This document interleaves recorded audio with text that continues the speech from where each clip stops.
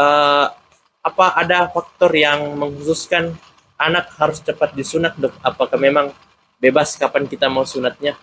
Oh, mungkin pertanyaannya Indikasinya? kapan sebaiknya anak disunat ya? Iya.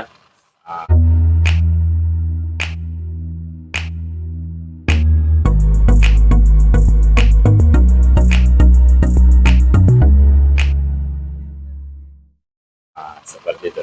Jadi anak itu sebaiknya disunat dari bayi ya.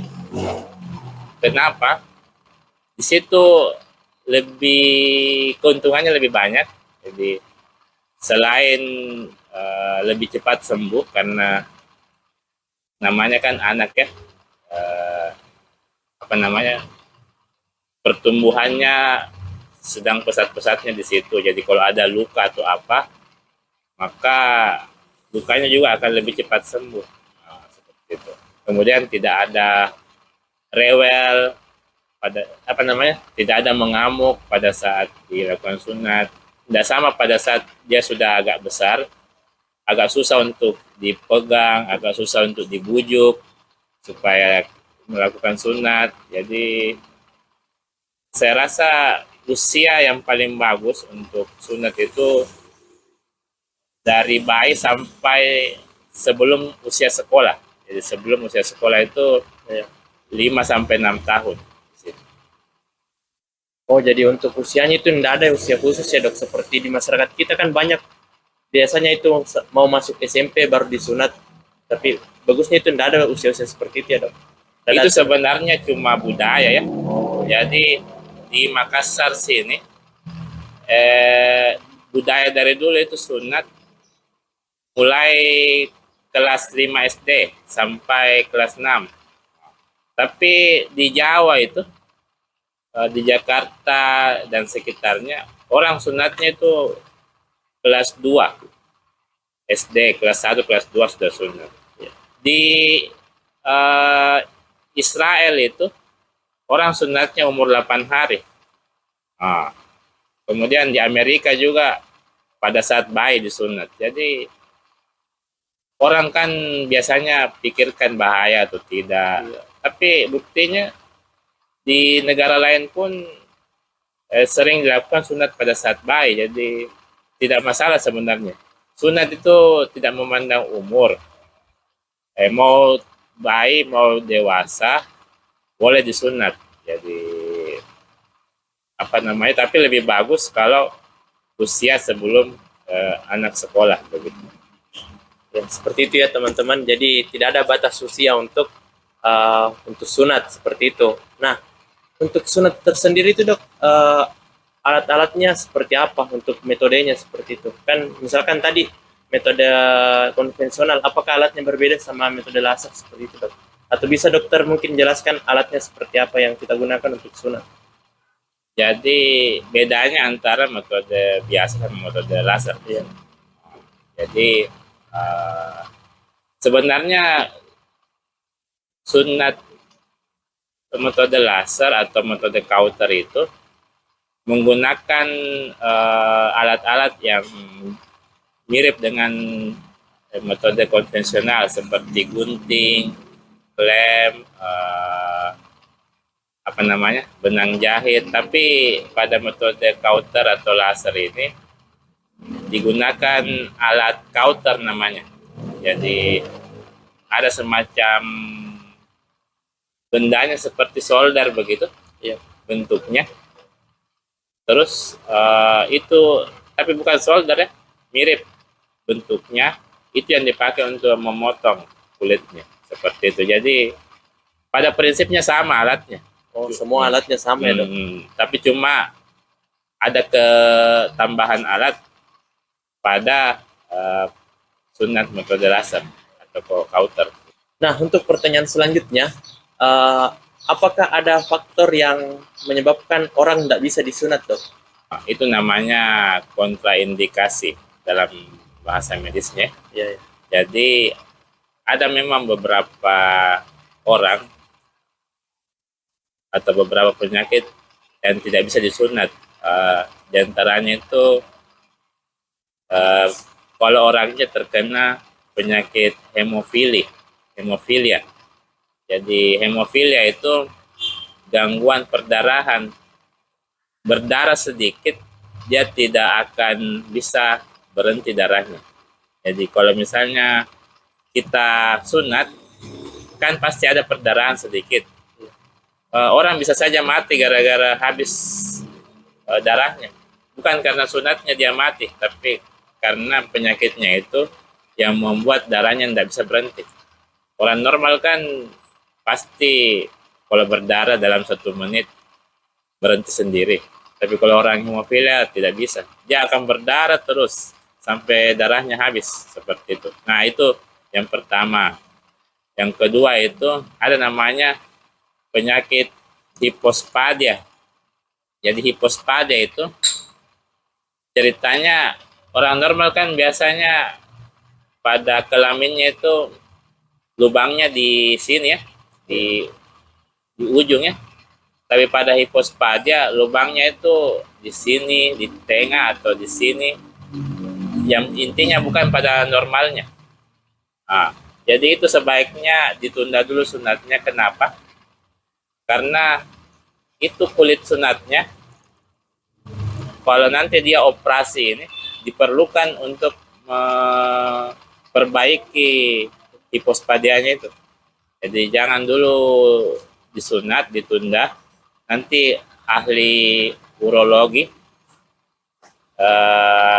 dia harusnya pergi ke ahli urologi untuk sunat untuk orang-orang seperti itu. Jadi ahli urologi itu akan menggunakan kulit sunatnya ini untuk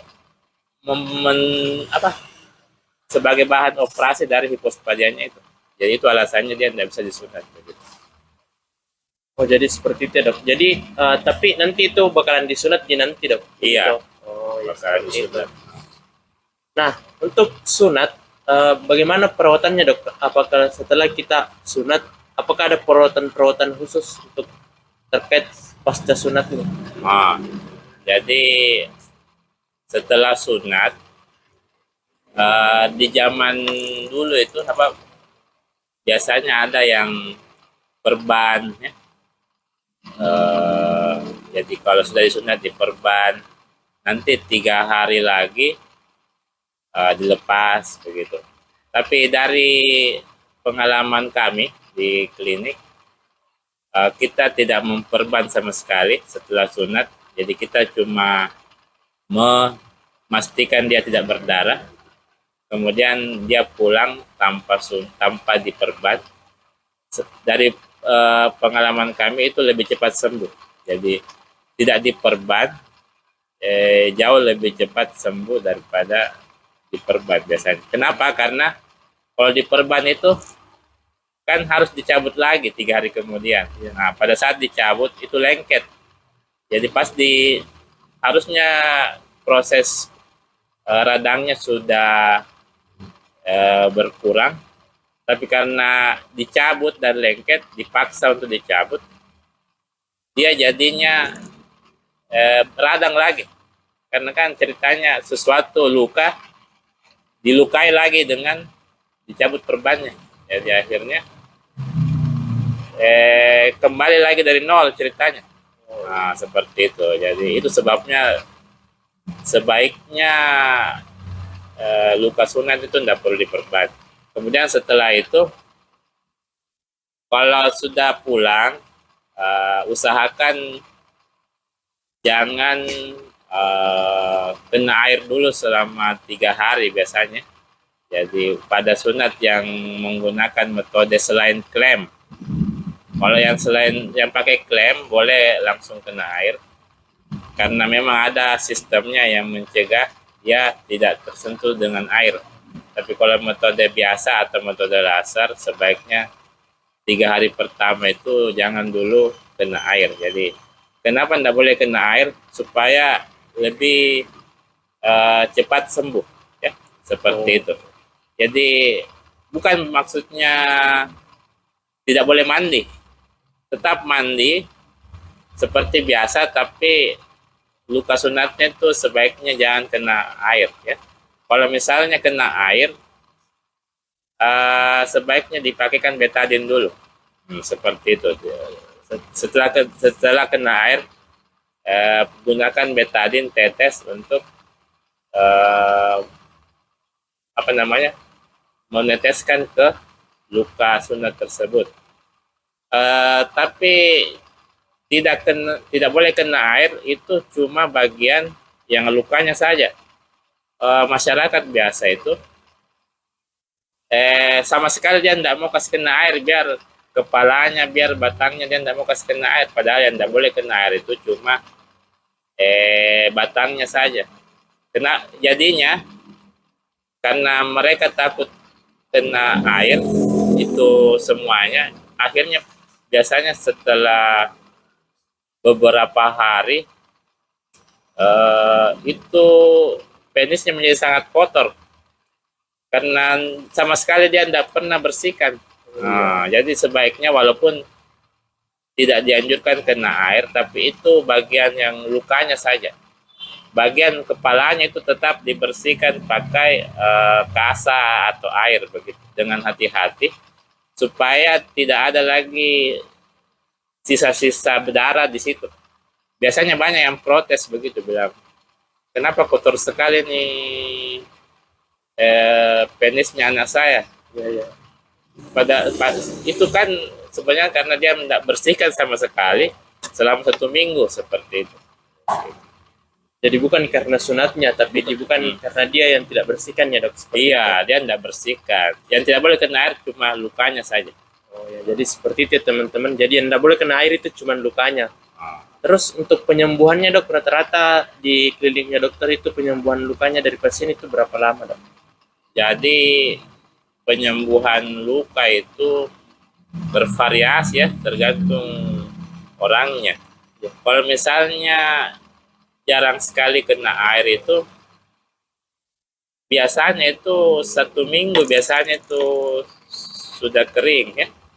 Tapi kalau misalnya sering kena air bisa lebih lama seperti itu. Tapi sebenarnya menurut teori ya, jadi rata-rata seluruh orang menurut penelitian setelah sunat itu dia bisa kembali normal setelah 2-3 minggu seperti itu. Jadi memang itu kelihatannya lama, tapi itulah teori yang ada seperti itu rata-rata orang. Jadi maksudnya apa namanya, jangan terlalu percaya dengan slogan yang mengatakan sunat di tempat ini sembuh 3 hari sudah kering. Itu mustahil ya. Jadi seperti itu ya, dok, untuk penyembuhannya. Jadi tidak ada yang lukanya itu sembuh beberapa hari setelah seperti itu. Sembuh dalam waktu singkat itu tidak ada, mustahil ya. Karena normalnya orang luka lebih 1 minggu ya, apapun luka itu ya. Karena luka sunat sama luka yang lain itu hampir sama penyembuhannya. Iya. Oke, jadi seperti itu ya teman-teman. Nah, di sini